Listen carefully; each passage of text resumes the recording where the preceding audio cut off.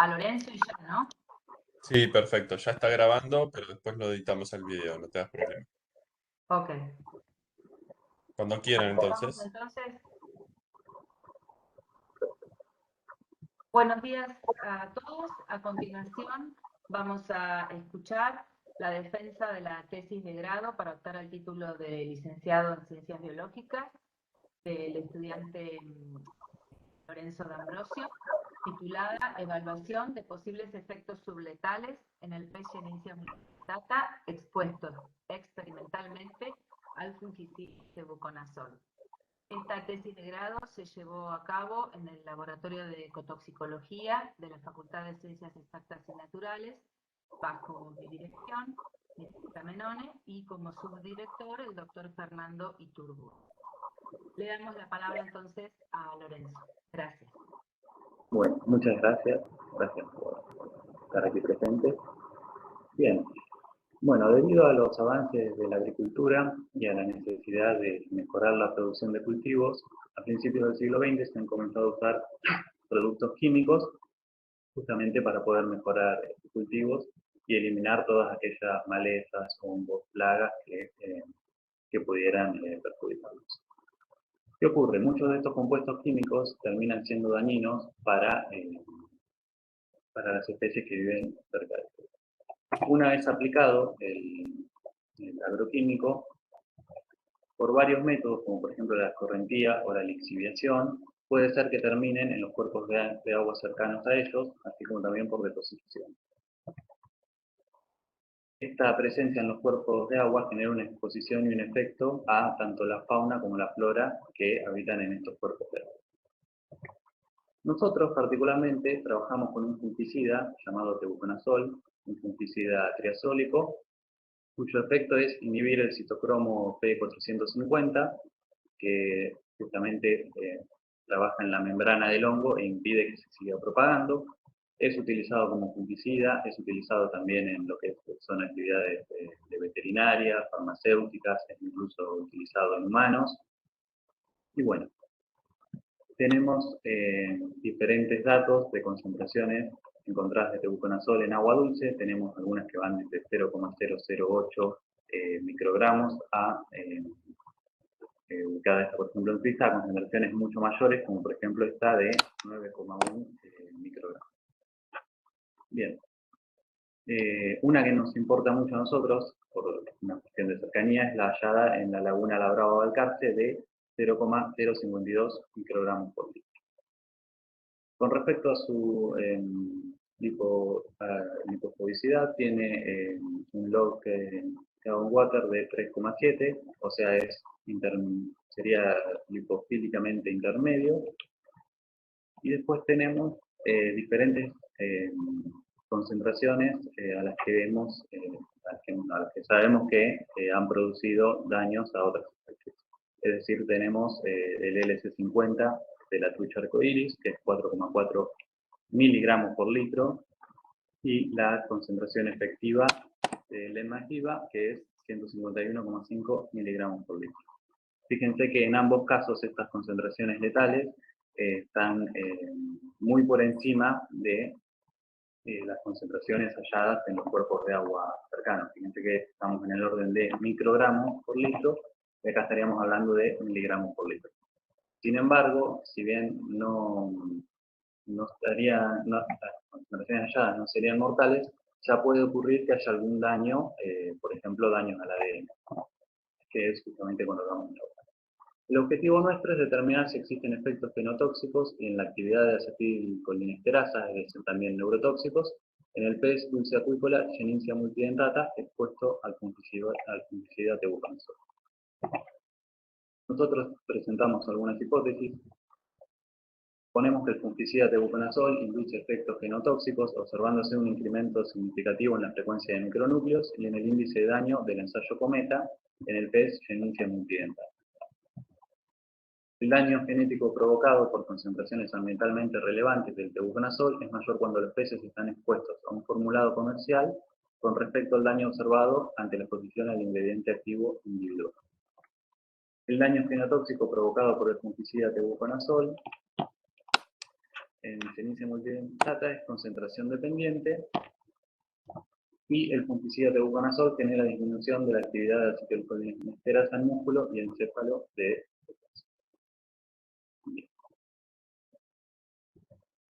El modelo de estudio es Shenincia multidentata, el nombre vulgar serían las madrecitas. Tenemos un pequeño detalle con el nombre científico de la especie, que es que desde que iniciamos la tesis hasta ahora sufrió un cambio de nombre, ahora se llama Shenincia lineata. Por una cuestión burocrática de acá en el título de la tesis está con el nombre Shenincia multidentata, nos vamos a seguir refiriendo en este PowerPoint de esa manera, pero bueno, es una mini aclaración sobre el cambio de nombre de la especie. La elegimos porque es una especie representativa que está presente en varios cuerpos de agua dulce de la región pampeana, tolera muy bien los cambios de temperatura, tolera también muy bien los cambios de salinidad, así que es una muy buena especie para trabajar, que de hecho ya otros laboratorios han trabajado con otros compuestos, como endossulfán y glifosato, en donde determinaron las concentraciones de las LS50 de 0,719 microgramos por litro y 19,02 miligramos por litro. Bueno, con respecto al diseño experimental, a cómo realizamos el trabajo, lo que hicimos fue exponer tanto el ingrediente activo como el formulado comercial de tebuconazol a concentraciones crecientes de tebuconazol 0, 0,005, 0,05, 0,5 y 5. Todas en el orden de microgramos por litro, es decir, concentraciones que nosotros podemos encontrar en el ambiente. El ensayo fue un ensayo agudo y estático, duró 48 horas, en donde en cada pecera de 30 litros se colocaron 6 especímenes de Shenincia multidentata. La pecera que indica 0 indicaría que no hay presencia de tebuconazol, sería nuestro control negativo, todas completadas con agua hasta 30 litros. Bien, con respecto a, para evaluar la genotoxicidad, uno de los biomarcadores que usamos son los micronúcleos, los cuales para preparar lo que se hizo fue extraer sangre mediante punción cardíaca, se les extrajo sangre a la Shenincia, se realizó un frotis, se picó con metanol y luego se tiñó con giemsa al 15%. Ahora, ¿cómo hacemos para estudiar esto? Es decir, ¿cómo hacemos para evaluar esto? Bueno, podríamos arrancar con qué es un micronúcleo, o qué es lo que mide. En este caso, lo que mide esta técnica nos permite es ver daño al ADN, si se rompen las hebras de ADN, es decir, un daño plastogénico, o si hay retraso en la migración de los cromosomas durante la formación del uso cromático. Cuando se produce la división celular, cuando se forma la envoltura nuclear, si hay una parte del ADN que se rompió o incluso un cromosoma entero que quedó rezagado, se va a formar una pequeña envoltura nuclear alrededor de ellos y formaría este punto, que no sé si se está viendo mientras lo señalo con la flecha, en el que se le llama micronúcleo. La presencia de micronúcleos es un indicador muy temprano de daño al ADN, que lo que puede derivar es en problemas reproductivos o también incluso en cáncer. La manera de contabilizarlo es, todos los preparados fueron hechos por duplicado, es contar 1000 células y bueno, contar cuántos micronúcleos aparecen, es decir, la frecuencia de aparición de micronúcleos cada 1000 células. Otra cosa que contamos también fue evaginaciones, es decir, cuando aparece esta pequeña evaginación acá, o invaginaciones en los núcleos de las células. Después, con respecto al ensayo Cometa. El ensayo Cometa únicamente nos permite detectar daño plastogénico, es decir, ruptura en el ADN, a diferencia de micronúcleos que nos permitía detectar tanto plastogénesis como daño plastogénico como daño inmunogénico. Lo que hacemos también, mediante sacar sangre, lo que se hizo fue una dilución 1 en 20 con fosfato PBS, luego se produjo la lisis celular y realizamos una corrida electroforética. A partir de esta corrida electroforética, la parte dañada, por decirlo, del ADN, si hay una ruptura en el ADN, esa parte al ser más pequeña va a correr más que el núcleo, o nucleoide en este caso, ya que la célula estaría rota. Después se neutralizó con tris y se utilizó DAPI como colorante para poder observar fluorescencia. ¿Cómo es el conteo del ensayo Cometa? Bueno, se cuentan 100 células por preparado, también todos los preparados tenían su duplicado, y podemos distinguir 4 tipos de daño. Daño de tipo 1, daño de tipo 2, daño de tipo 3 y daño de tipo 4.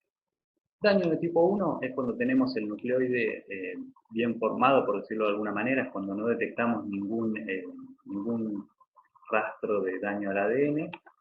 Daño de tipo 2 es cuando empezamos a notar que hay una especie de cola, por decirlo de alguna manera, esto se llama ensayo cometa porque imitaría la cola de un cometa, pero cuando esta cola no supera en tamaño al nucleoide. Daño de tipo 3, cuando ya tenemos la cola propiamente del cometa y es mucho más larga cuando ya es más larga que el nucleoide. Y daño de tipo 4, cuando ya no somos capaces de reconocer el nucleoide. Cuando observas el microscopio y no podés determinar en dónde está el nucleoide. El índice de daño se calcula con la siguiente fórmula, donde tenemos de 1 la cantidad de células que contamos e identificamos como daño de tipo 1, más 2 por de 2, que en este caso de 2 indicaría la cantidad de nucleoides que observamos e identificamos como daño de tipo 2, 3 por D3, donde D3 indica nuevamente la cantidad de nucleoides observados e identificados como daño de tipo 3, y 4 por D4, más 4 por D4, en donde D4 indica también la cantidad de, bueno, en este caso no se llega a notar que es un nucleoide, de células con daño de tipo 4. Bien, todas las observaciones fueron realizadas por un solo operador, en este caso fui yo, y bien, se calculó el IDEX a partir de eso. Bien. Después, para evaluar neurotoxicidad, bueno, después de sacársele sangre, se produjo a realizar la eutanasia de los peces, todo de acuerdo a las normas establecidas por el SICUAL, y se extrajo tanto encéfalo como músculo para la cuantificación de acetilcolinesterasa y poder evaluar así la neurotoxicidad. Bien, se procedió a homogeneizar los tejidos en solución bajo el fosfato, y después se midió por espectrofotometría a 405 nanómetros, se produjo a medir la actividad de la acetilcolinesterasa. Todos los resultados, les realizamos un análisis estadístico, utilizamos el programa Prisma, Graph Prisma 8, usamos ANOVA para determinar si había alguna diferencia entre las diferentes concentraciones y el control negativo. Eso cuando los datos pasaron a normalidad, o sea, que las medimos con un test de Shapiro-Wilk. Y bueno, en los casos en los que no pasó la normalidad, se utilizó el test de Kruskal-Walker. Bien. Con respecto a los resultados, el ensayo de micronúcleos dio diferencias con respecto al control negativo solo a concentraciones de 5 microgramos por litro, tanto en el ingrediente activo como en el formulado comercial.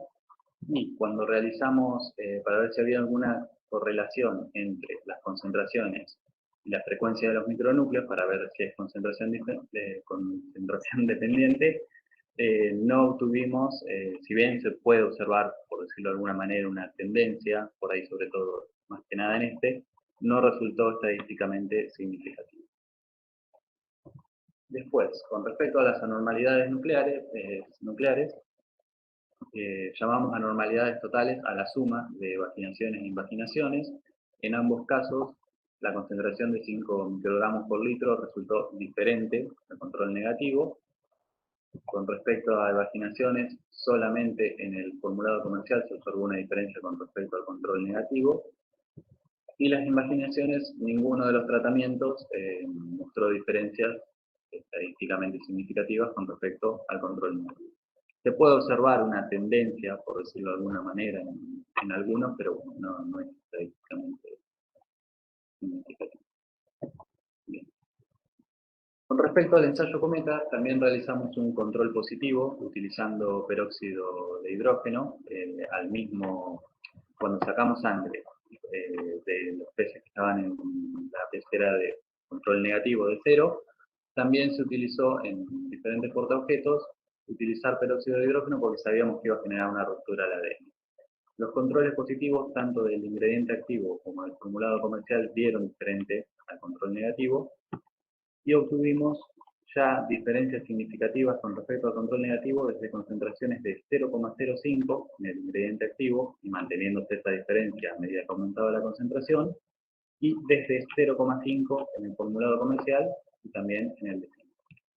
A diferencia de micronúcleos, esta vez sí hubo correlación entre las concentraciones y el índice de daño. Esta vez sí fue concentración dependiente.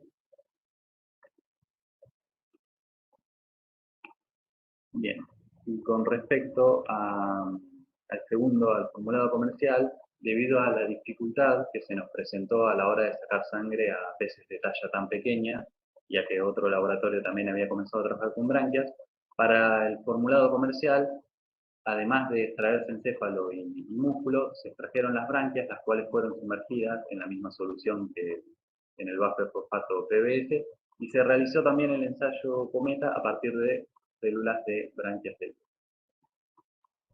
Esto fue muy interesante porque tanto lo obtenido a partir de sangre como branquias nos permiten ver los mismos resultados.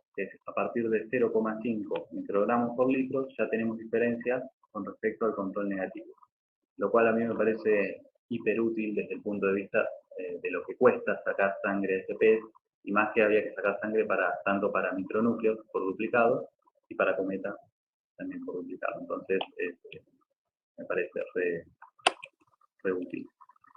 También demostró que es concentración dependiente. A medida que aumentaba la concentración, aumentaba el índice de daño. Después, por último, para evaluar la neurotoxicidad se midió la actividad de la acetilcolinesterasa. No hubo resultados diferentes al control negativo. Nosotros esperábamos que bajara la actividad de la acetilcolinesterasa, sin embargo no lo hizo. Tenemos un resultado aislado acá en encéfalo en 0,5 microgramos por litro. Sin embargo, este resultado no nos permite concluir nada porque es muy aislado y a su vez tampoco se observa una tendencia entre los demás resultados. Con respecto a las hipótesis que habíamos planteado, la primera decía que el fungicida tebuconazol induce efectos genotóxicos, observándose un incremento significativo en la frecuencia de micronúcleos y en el índice de daño del ensayo Cometa para el pez multidentata. Esto lo podemos comprobar, ya que justamente viendo los resultados podíamos ver que a partir de 0,05 en el ingrediente activo ya veíamos diferencias con respecto al control negativo, y a 0,5 en el formulado comercial, y que en micronúcleos también, a 5 microgramos ya observábamos diferencias con el control negativo. Entonces, esta hipótesis la estaríamos aceptando. La segunda hipótesis decía que el daño genético provocado por concentraciones ambientalmente relevantes del tebuconazol es mayor cuando los peces están expuestos a un formulado comercial con respecto al daño observado ante la exposición del ingrediente activo individual. Bueno, esta hipótesis la tenemos que rechazar, ya que por el contrario, si bien el ensayo de micronúcleos, tanto formulado comercial como ingrediente activo, a la misma concentración mostraron diferencias, el ensayo Cometa mostró a 0,05 ya diferencias con respecto al control negativo, mientras que el formulado comercial recién lo hizo a 0,5. El ensayo Cometa en este caso nos estaría indicando que fue más genotóxico el ingrediente activo individual que el formulado comercial. La tercera hipótesis decía que el daño genotóxico provocado por el fungicida tebuconazol en Escherichia multidentata es concentración dependiente. Bueno, esta sí la podemos aceptar. El ensayo Cometa nos permitió observar que justamente el índice de daño aumentaba a medida que aumentaba la concentración de tebuconazol. Y por último, que el fungicida tebuconazol genera disminución de la actividad de acetilcolinesterasa en músculo y en encéfalo. Bueno, esta la tuvimos que rechazar debido a que los resultados mostraron que no había una diferencia significativa en ninguna de las concentraciones testeadas de tebuconazol con respecto al control negativo. Quizás uno debería testear a futuro concentraciones más altas. Eso podría ser porque un resultado tuvimos, uno aislado, pero bueno, no nos permite concluir que haya neurotoxicidad. Bueno, algunas conclusiones sacadas a partir del trabajo. Se detectó daño al ADN, evidenciado a partir de los dos biomarcadores seleccionados, tanto micronúcleos como ensayo cometa, lo que nos permite detectar fragmentación del ADN. El ensayo cometa fue más sensible para la identificación de daño al ADN que el ensayo de micronúcleos. Fíjense que el ensayo cometa, ya a partir de concentraciones de 0,05 y 0,5, podíamos evidenciar que había visto un daño al ADN, cosa que el ensayo de micronúcleos solamente nos permitió observar a 5 microgramos por litro. Los resultados obtenidos mostraron que el ingrediente activo fue más potente que el formulado comercial. Ambos tejidos evaluados, sangre y branquias, resultaron igualmente sensibles en la detección de genotoxicidad. Esto, a mi opinión, muy útil debido a la dificultad de sacarle sangre a una especie de talla tan pequeña, y que el tebuconazol resultó genotóxico de manera concentración dependiente y a niveles de relevancia ambiental. Esto volviendo un poco al principio, cuando habíamos mostrado las concentraciones de las LC50, estaban todas en el orden de microgramos, o sea, algo, varios órdenes de magnitud mayor a la encontrada en el ambiente, que eran microgramos. Sin embargo, ahora testeando concentraciones son posibles de encontrarse en el ambiente, o tenemos que logramos ver que hay un daño al ADN, es decir, que hay un efecto que estaría causando el tebuconazol en la fauna, en los peces que testeamos. Y por último, que a las concentraciones de tebuconazol ensayadas no se mostró neurotoxicidad en términos de inhibición de acetilcolinestol. Bueno, lo que les había señalado es que tuvimos solamente ese mínimo resultado, pero bueno, no es suficiente para poder concluir que haya neurotoxicidad. Bueno, muchísimas gracias por su atención. Quería agradecer bueno, por los subsidios que se nos han dado para poder realizar este trabajo. Les quería aprovechar este momento como para bueno, agradecer mucho a Mirta y a Gastón, porque la verdad me han aguantado muchísimo en el laboratorio, me han enseñado muchísimo. Y la verdad que fue una experiencia muy, muy linda. Y bueno, no solo a ellos, sino a todos los integrantes del laboratorio que han aportado desde todos lados para que esta tesis se pudiera llevar a cabo. También quiero bueno, agradecerle a todos mis familiares y amigos que me han aguantado durante esta año de carrera, que no ha sido muy fácil. Bueno, no sé si, o sea, tenía los agradecimientos ahora, pero vamos, si quieren, no sé si tienen alguna pregunta o algo así. Si no les molesta, dejo de compartir.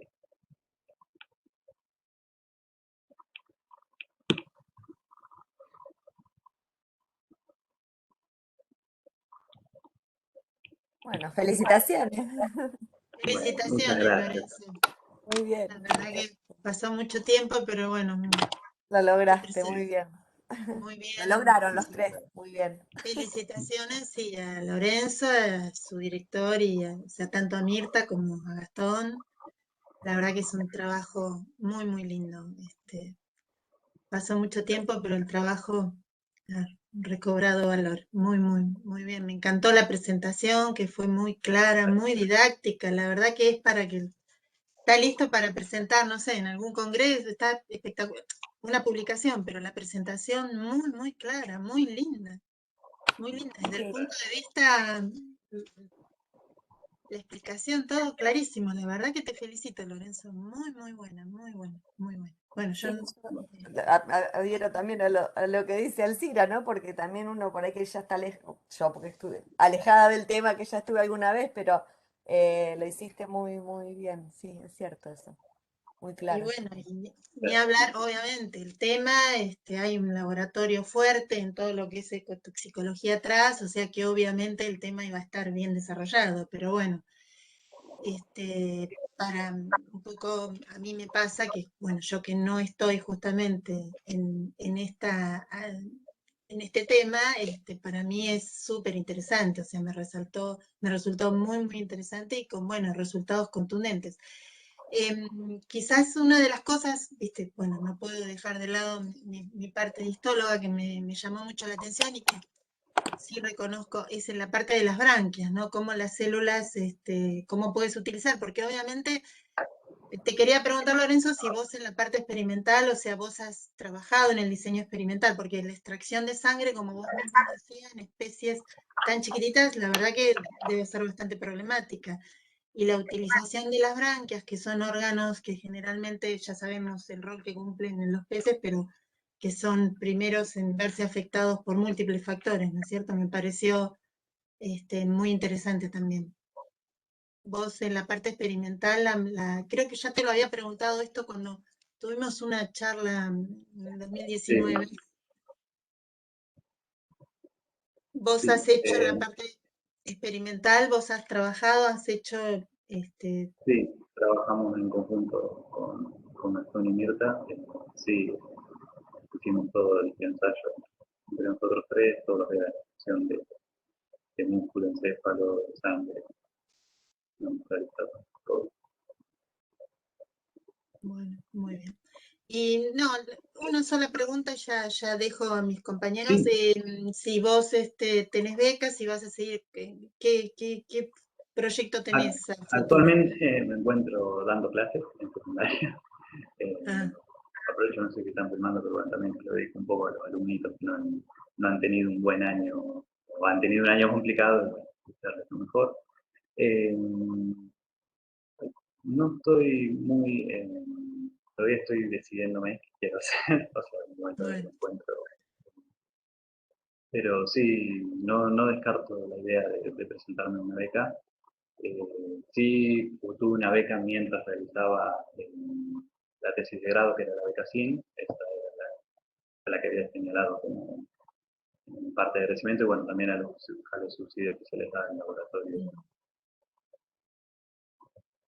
bueno, No felicitaciones sé de si nuevo me y responde. dejo a Bueno, mis gracias. compañeros.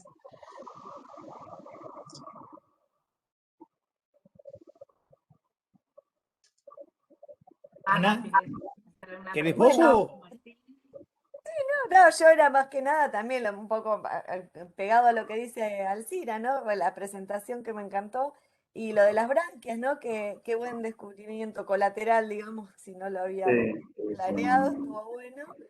sí, fue Y algo que, o sea, en parte salió por, o sea, hubiera estado ideal tenerlo también en el primer ensayo, pero bueno, es algo que no, una dificultad que nos encontramos en el primer ensayo, y como salió que otro grupo, bueno, cercano a nuestro también había empezado a trabajar con branquias, fue como, bueno, poner a prueba a ver si también sirve, digamos, usar las branquias en vez de sangre, y bueno, el resultado fue buenísimo. positivo, o sea, Bueno, buenísimo.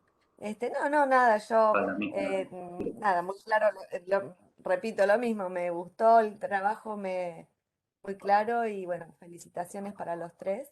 Así que bueno, nada, le dejo la palabra. Y bueno, y gracias por invitarme como jurado, ¿no? También eso. Gracias a ustedes Así que bueno, por participar y por la paciencia, que no, por no ha favor. sido fácil. Eh, Así que bueno, no sé, bueno, Juan Martín, te Sí, dejo la palabra. gracias, Ana. Cierro. Bueno, Lorenzo, por supuesto, también te felicito, la felicito a Mirta, lo mismo a Gastón, Muchas gracias. tanto a la dirección como vos, por supuesto, que llevaste a cabo dicha investigación.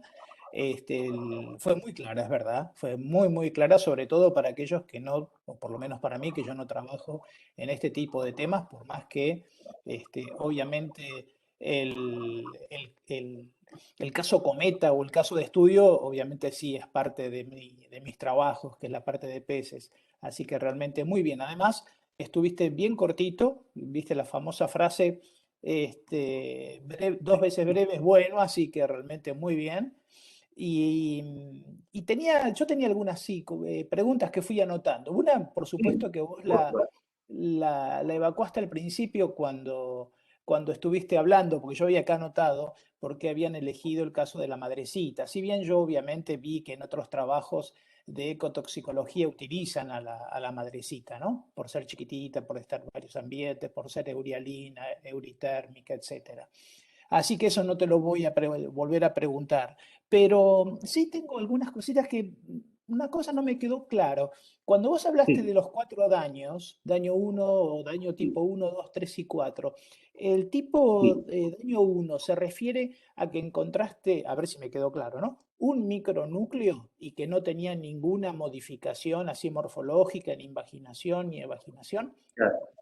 No, porque los daños tipo 1, 2, 3 y 4 se refieren estrictamente al ensayo Cometti, a sobre si el nucleoide, si hubo desprendimiento de ADN del nucleoide. ¿Y por qué Micronúcleos, le dicen, y por qué le llamás daño tipo 1 si es que no encontraron evidencias de algún tipo de daño? Eso es lo que no me quedó claro. de la manera en la que Ah, así se llamaba en la bibliografía, de la manera en la que está estandarizado, existe ahora un debate sobre llamarlo quizás daño tipo 0, ya que también podría claro, indicar que no hay daño. Pero bueno, de la manera, en el protocolo que nosotros teníamos para trabajar, la manera de cuantificarlo se le llamaba daño tipo 1, bueno, nos adherimos a ese protocolo. Igual entiendo la pregunta, porque justamente pareciera que no hubiera justamente daño, se le podría llamar así daño tipo 0, pero claro, por bien. eso yo lo había notado un poco porque el Mm, hecho de categorizarlo de esa forma me preguntaba por qué, si no hubo daño, ¿para qué le dicen daño? Pero bueno, claro. obviamente es un protocolo que se utiliza y que bueno, hay que respetar, ¿no? Y después mi otra pregunta, Lorenzo, que realmente me llamó la atención, no recuerdo ahora si vos lo habías explicado en tu manuscrito, porque esto yo lo leí ya hace un tiempo. Encontrás primero, ¿trabajaron con machos y hembras? ¿Trabajaron de manera Trabajamos con, más que nada con y esto. más que nada con hembras? Bien. Sí, eh, hasta ah, donde sabemos, todas las que teníamos eran hembras. bien, bien. Es decir, machos muy poquitos aparecieron. Sí, más que nada también, por incluso tienen un tamaño todavía menor, entonces nos iba a dificultar incluso muchísimo más el trabajo Claro, trabajar con machos. claro, claro, está bien. Bien, bien, bien. Sí, porque se diferencian morfológicamente muy fácilmente, pero bueno, la pregunta iba más que nada enfocada a ver si iba a haber algún tipo de diferencias en la neurotoxicidad entre machos y hembras, ¿no? Pero bueno, obviamente que Sí, este, lo de neurotoxicidad da para seguir, da mucho para seguir trabajándolo, porque bueno, lo señalé, hubo un dato ahí. Lo que pasa es que ese dato no me permite, o sea, no nos deja sacar alguna conclusión, pero quizás alguna concentración mayor, o mismo como decís vos, diferenciando entre sexos, por ahí habría algún resultado más concluyente. bueno, bueno, nuevamente, mis felicitaciones, muy clara la presentación, breve Muchas y gracias. muy concisa, muy concreta, y bueno, y por supuesto extensiva las felicitaciones a Mirta y a Gastón, ¿no? Muchas gracias. Muchas gracias. Bueno, Y creo bueno, que a en usted este sí. momento va a terminar la transmisión, porque ahora van a salir los